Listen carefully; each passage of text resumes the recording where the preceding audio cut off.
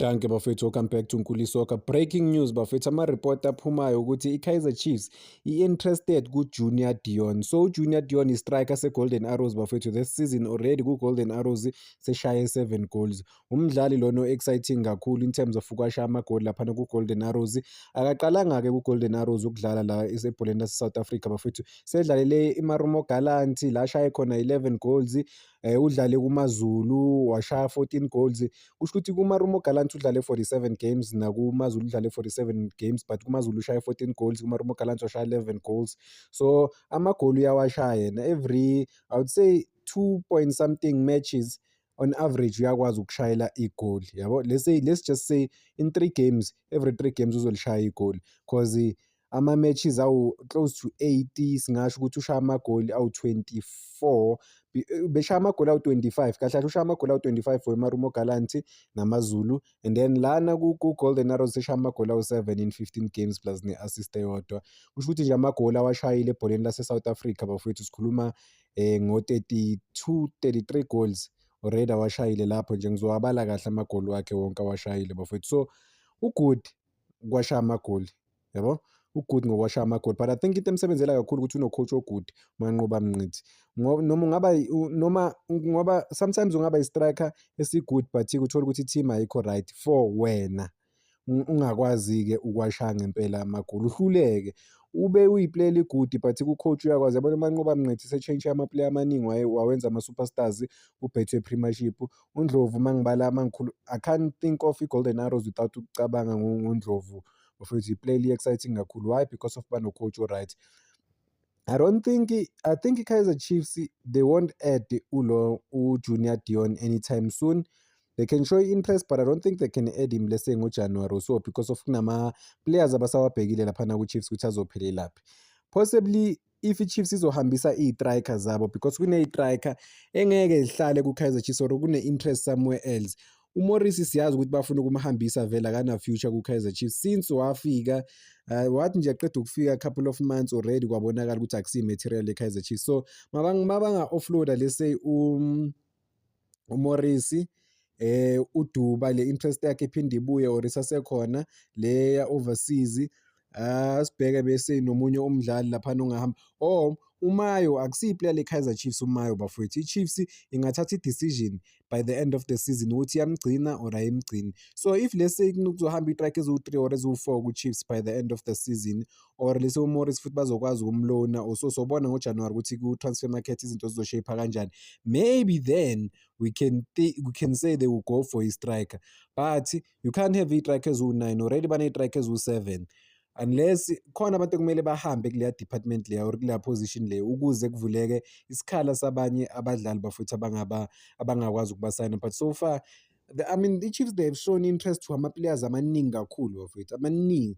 Ngikhuluma nge-interest abayibonisile, the interest maybe they didn't go forward with it, but they keep calling even ama-players because of, I get this thing from ama-player. Khona ama-player amaningi lesiyafonelwa i-Kaizer Chiefs bababuze ukuthi ba-available nanokuthi ama-contract wabo ahamba kanjani. So lokho kuyabonisa ukuthi i-team interested, ikubhekile, just that ukuthi maybe contracted to enye i-team. Golden Arrows-ke siyayazi bafethu isikhathi esiningi ithengisela i-Orlando Pirates, bane-relationship esolide strong, so kuneminyaka bayibhilda le relationship yabo ukusebenzisana. Asazi ukuthi i-Chiefs mayingazama ukuya all out ngalo mdlalo lona izomthola, because if we remember very well, even nale deal le kaPule Modi from i-Golden Arrows ukuthi yahamba kanjani, kwathatha isikhathi ukuthi be-finalize i-deal yakhona. But yeah, Golden Arrows inama-player amaningi. I think by the end of the season bazoluza a couple of players, because of the players have really performed, they've outperformed themselves. They've really gotten ama-results are good.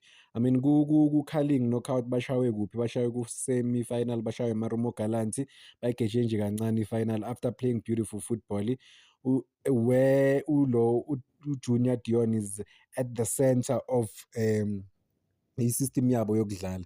So sobona ukuthi izinto zizohamba njani, but I don't think the guy will come to Kaizer Chiefs anytime soon unless bazo-offloada ama-players kuleya position. There's no way ube ne-track engaka u-offload. Njengoba ngirekhoda lento le, I'm watching i-Azam idlala nale team le kaThembi Nkosi Lodge bafowethu laphana what is this country, eTanzania, and I'm seeing umuntu lo bewufuna i-Kaizer Chiefs bafethu uSalum lo sakhuluma ngaye kakhulu ku-transfer market. Yazi umjida, what I like about bafethu Salum, because I'm watching him, lo muntu lo uneplan bafethu, is always looking forward ukuthi ufuna ukudrive. So mekabamba ibhola u-exciting, uyaliphasa and then alivulela ispace, is always running, is always checking ukuthi ama-player wakhe akuphi, enzani. And then uyakwazi ukucreate, like even nama-drop passes uyawashaya. Akusiyile player leli ezodlala lana ibhola ama-short passes, no, ushaya ama-long pass, ushaya everything, une-speed, exciting. Kodwa-ke ewugeja i-opportunity enkulu bafowethu, opportunity enkulu. I think to be fair, sengike ngambukela, I think this is like the game number 5 engimbukelile uSalum, uyiplayer good. That is why bekune-interest, and akusiyi i-Chiefs kuphela bemfuna bafethu, even nase-North Africa. But at the same time, ngoba bahlakaniphile-ke bona, yilaba bengikhuluma ngabo ukuthi baskeme i-Chiefs, babona ukuthi okay, they will use i-Kaizer Chiefs. But ya umdlalo u-exciting kakhulu, hayi uhlakaniphile lo mdlalo lo.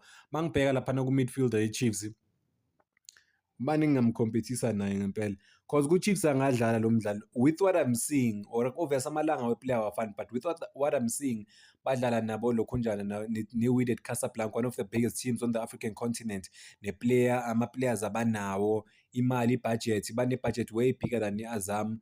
But-ke these guys from i-Azam, they're showing no fear at all. So ama-player lawa, uSalum ngiyayibona i-interest bafowethu ukuthi why bebamfuna, and-ke udlala, I would say number 10, but at the same time in between. Mabangaliphathanga ibhola uyakwazi ukudrop abe laphana ku-central, abasiza abamakele, abe laphana nje ngase-center. Mabadlala ibhola uye umuntu wokuqala ogijimayo laphana uku-attack-a. Mabaliphethe ilo i-Wydad Casablanca, uye umuntu wokuqala ogijimayo ayobheka ibhola ayolifuna, and then he's dropping deep. If sometimes u-after center uyasiza ukumaka, make attack-wa uye futhi oqala izinto. So i-player bafethu ali-good le player leli, hawu good umfowethu, hayi une-skill, is able to beat ama-players on all over mfethu, energy. Hayi i-Chiefs bekumele izame ukuya all out ngalo mdlalo lo. Hayi, what a star player. Yabona umjida mabathi star, ayi-star. I-midfielder-ke le bebayidinga. But njengoba bengishilo ukuthi ungathola i-player but uthole ukuthi ama-coaches awekho good ukuhandle lelo player lelo bafethu. What a player. We can only wish ukuthi sambona ku-Chiefs bafethu bazame ukuthola i-deal. Hayi izinja amadoda. So ibamba lana-ke before siya kwezinye bafethu, soyibamba lana iy'ndaba ze-Chiefs nama-transfer market or possible transfer window. Asazi ukuthi obani abanye abazobabheka noma bangababheka ukuthi potentially bangaba ama-player we-Chiefs. Ngiyazi ukuthi lento izovela bafethu ku-transfer market, but-ke I don't know ukuthi ngizothi iyiqiniso or iyamanga, but for me I would say iyamanga. Mike kwenzeka ivela nihlezi nazi ukuthi iyamanga. Ubani le player leli holding midfielder leli belifuna i-Kaizer Chiefs, ngizolithola manje igama lawo, udlalela i-Stellenbosch, i-holding midfielder, oyinkinga of the problem umjida, uhlakaniphe kakhulu naye, uyakwazi ukusiza i-team like umthetheleli mthiyana. I think nge-transfer market bafethu kuzophuma iy'ndaba ukuthi i-Kaizer Chiefs iyamfuna, nizothi ngasho. Kanti bebamfuna ku-previous transfer market. Obviously maybe they can still show interest kuye umfana, but I don't know if they can still go all out for yena, but umdlali lona bamdingayo, to be fair, ukuthi azokhompitha nobani nomthetho kule position le, yabo. So let's hope makuzoqala kuphume lezo y'ndaba lezo kuzobe kuyiqiniso nanokuthi Kaizer Chiefs they will go back and try and acquire about him umfana, inquire babuze ukuthi are you available, ama-contract wakhe ahamba kanjani, if sifuna ukusana i-Stellenbosch ngafuna malini, izinto ezinjalo, cause umdlali o-right kakhulu. Sikhumbule ukuthi umthetho naye bamsane laphana ku-Stellenbosch, kusho ukuthi i-Stellenbosch ihlakaniphile bafowethu in terms of like ama-defensive midfielder. I-scouting department saku-Stellenbosch bafethu bahlakaniphe kakhulu. They know, like they have like for like, they know if they're losing this player already banelinye iplayer esayidini elimile elimele ama-opportunities ukuthi mangingatholi i-chance yokudlala, let's say mabangatholi i-chance ukulisayina already, when you approach i-Stellenbosch sebayazi ukuthi sibani somreplace ngobani, and baya kulama team lawa amancane, whether baya ku-National First Division or baya overseas, but bane-replacement njalo ehlezi ikhona.